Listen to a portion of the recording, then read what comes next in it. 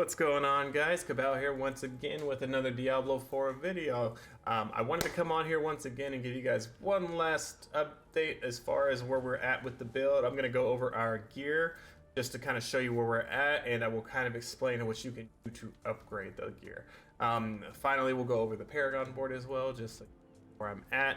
And I'll do my best to explain this to you, but probably after this video, I'll be moving on to a different build. I'm thinking about doing a cold imbuement build with flurry somehow and attack speed. We'll see what I can do. It's going to require a couple uniques, so we'll see what we can do to make it easier for you guys to follow if you guys would like to see that. But if that's something you're interested in, let me know in the comments below. And as always, if you can give me a like and subscribe, that would really help this video out. And let's get right into it. We'll start with our bow. Now, in our weapons, of course, we're always going to be taking emerald gems for the crit strike damage to vulnerable enemies. Coming here, you'll notice that our main source of damage is our crit strike damage and our vulnerable damage. So, of course, we're constantly making enemies vulnerable already. That's what we're doing with our puncture. That's what we explained in previous videos. But anyway, what you're going to be looking for is a bow almost exactly like this. There is a better roll that you could try to get other than damage to chilled enemies. But generally this is what you're looking for. If you can find one that has crit strike chance, crit strike damage, and vulnerable damage with some dex, that would be the ideal roll for this bow. But this bow is probably the best one I could find. You do want to be using a crossbow. For those of you that might like the aesthetic of a bow instead, I do like the way that the bow looks, but it just isn't going to give us enough damage compared to what a crossbows do. The reason for this also includes our abilities here. If we come over here and we look back at our weapon mastery, although bows give us increased damage to vulnerable enemies, it's 12% versus the 60% we're getting with the bow. And remember, one of the biggest things about this build too is extra crit strike damage, and that's where we're taking a crossbow over a bow, because we can get the vulnerable damage from crossbow is prefix. What a prefix is, for those of you that don't know, is everything above that line that you see that's right above dexterity is going to generally always be the same. You're always going to have vulnerable damage on a crossbow. You're always going to have crit strike damage on a sword. You're always going to have damage to close enemies, daggers, things like that. Anyway, but again, this is probably one of the better rolls that I've found, and this is why I definitely recommend trying to get a roll similar to this, or even better, getting damage to crit strike chance on there. But anyway, we'll move on. Next, we have our boots. Our boots, we just looking for as much movement speed as we can. And of course, we're looking for stats. You could try to find things like dash upgrade, but you don't really need it. It's helping your cooldown for it, but it's not really much for you to do that. I would just look for stats and move on here. You, of course, can get a higher movement speed roll to upgrade this. You can get a different kind of prefix. I like the evade for movement speed, but you can make an argument to have more evades instead. But every time I evade, I'm getting 75% movement speed. It's helping me get out of bad situations, because you got to remember, we're a range build, so we don't take a lot of nodes in the tree that make it so we have more defenses, and we are very squishy. So the more attacks, I keep saying attack speed, the more movement speed, the better. So I definitely recommend trying to find a similar roll to this, or something better, which of course is a higher roll in your movement speed, or possibly maybe maybe more evades, depending on what you're looking for. Our pants are pretty much the same as before. We haven't quite found better pants. In order to combo with that Umbrus, I would definitely try to find some pants that get additives, ranks of Dark Shrouds. So your Dark Shrouds are giving you more defenses. But other than that, I haven't found anything. So you're looking maybe for all stats. This has been fine for me, but you want to find an ancestral version of it probably, so you can get a little more armor, so you have more defense. I haven't quite found anything that's going to be better than this. And of course, in your armor, you're going to all want topazes, or you can do rubies if you want for extra life. I do damage reduction while control impaired, because in these high-level nightmare dungeons, just World Tier 4 in general, you're constantly being CC'd, so you need some form of defense during that.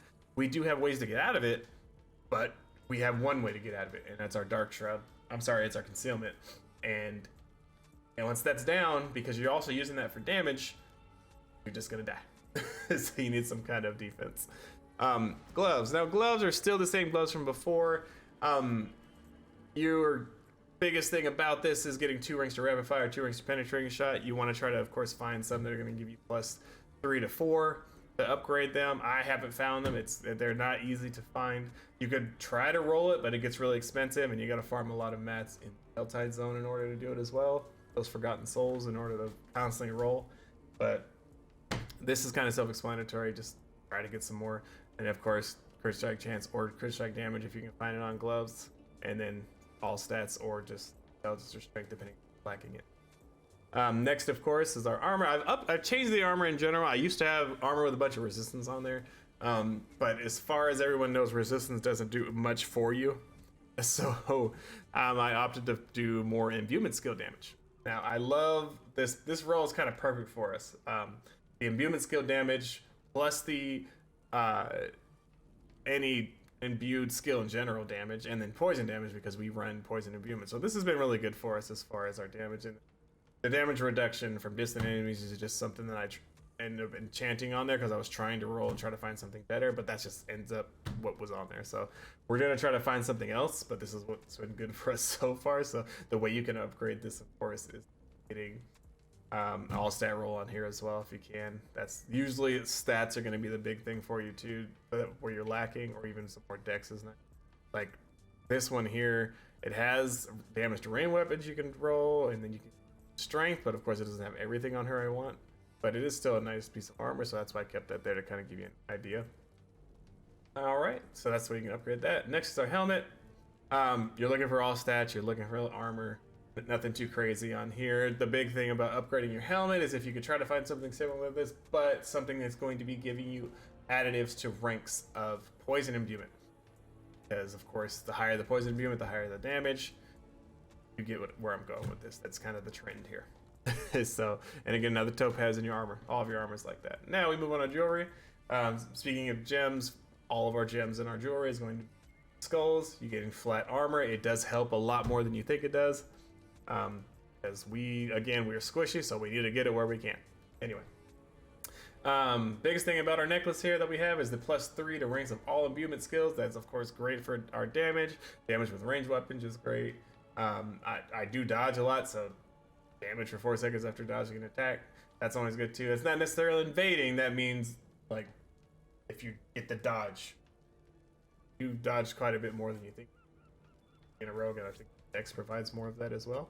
So having more Dex means you dodge more, means you're getting more damage from this. So anyway, and then just the damage reduction from distant enemies. If you really want, you can roll off of that. You can also roll off of that dodge too. I just keeping it as it is for now.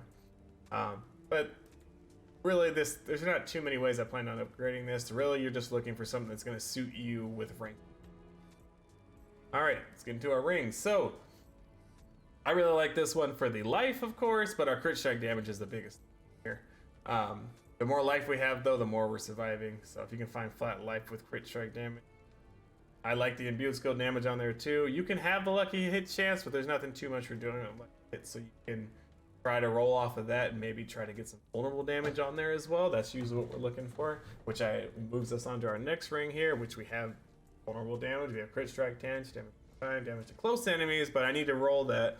The reason I haven't is because I plan on using this ring in my next build, and I'm gonna actually roll the damage over time because we're going a flurry build, and I don't want to get into that yet. I'll get into it later. But we're gonna be getting rid of our damage over time later, but this is perfect for the build we have now. Now, if you have something like this, I would roll off of the damage to close enemies and try to get crit strike damage, because of course, again, that's what we're looking for primarily. So, but that's a kind of way you can upgrade that.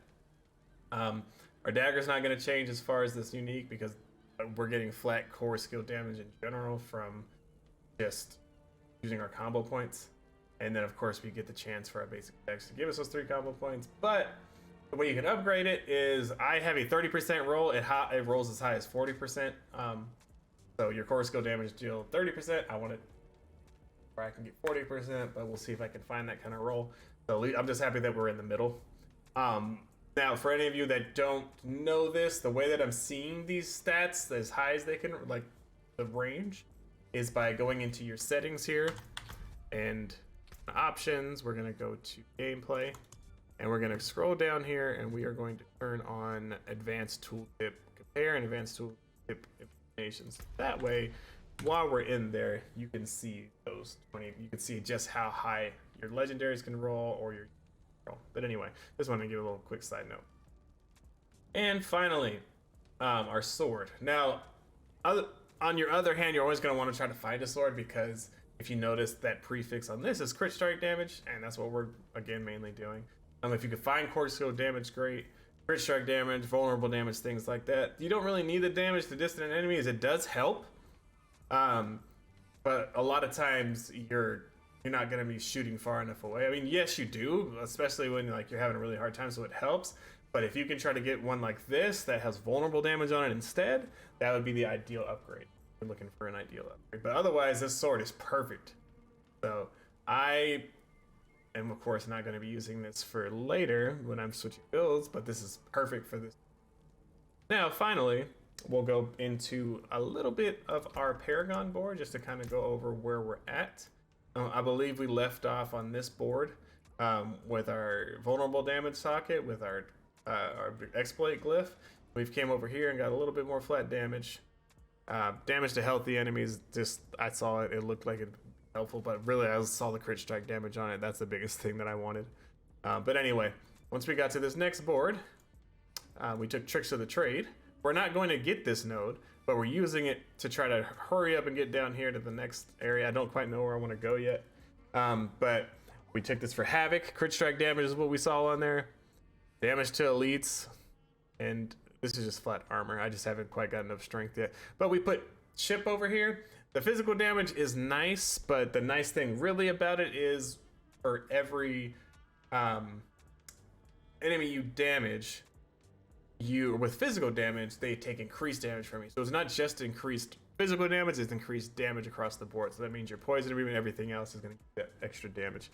I was planning on coming kind of down this way and just going to the next board and being done with this one.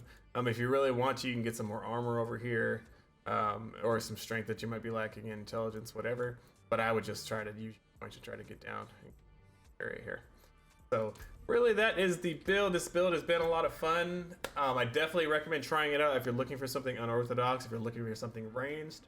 If you have any questions for me, just leave a comment below. I'll do my best to answer them for you. And also, if you really don't like something like this, be on the lookout for another video because I'm going to try to make some kind of flurry build. I see everybody using twisted blades, and I just wanted to try to do something. And that's what this video was about. That's what the 3 videos are about now. But again, thank you guys so much for watching. I hope to see you in the next video. And leave me a like and subscribe, and I'll see you later.